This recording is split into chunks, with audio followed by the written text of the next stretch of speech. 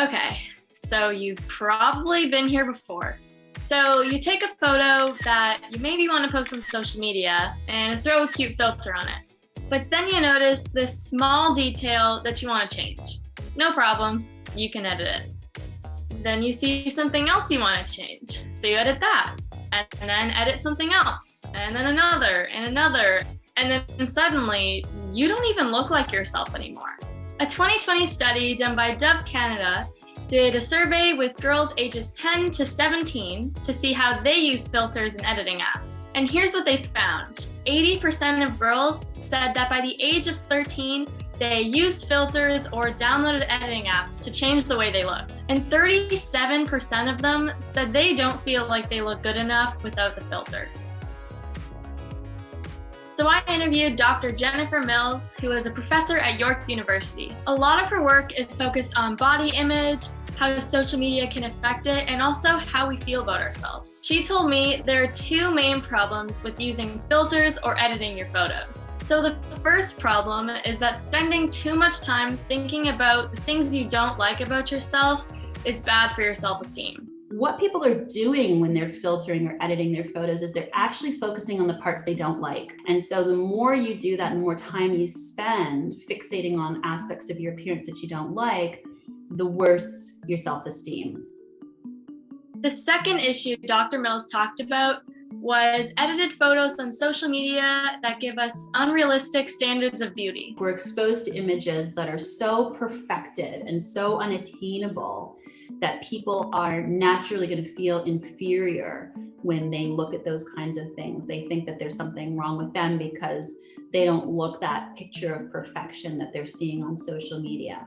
So that's what science says. But is this the experience that real people are having with filters? I wanted to investigate more.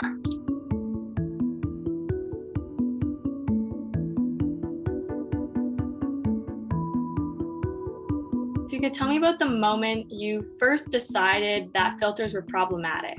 It kind of blurs into like a whole big spectrum of things. I made a vow to myself that I was going to stop dieting, that I was going to stop talking to myself in a negative way.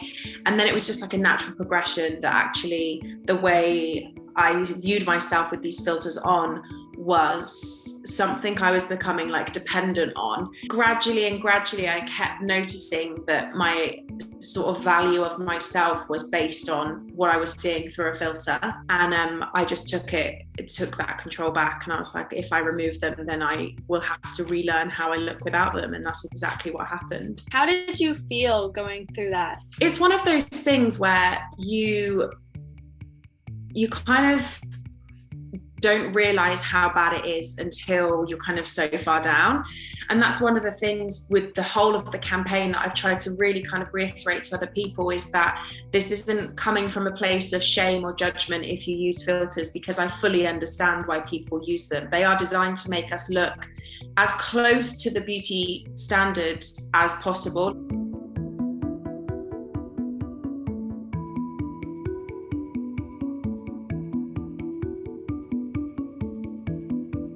The initial movement of the campaign was, if you feel brave enough to upload a photo of yourself without a filter.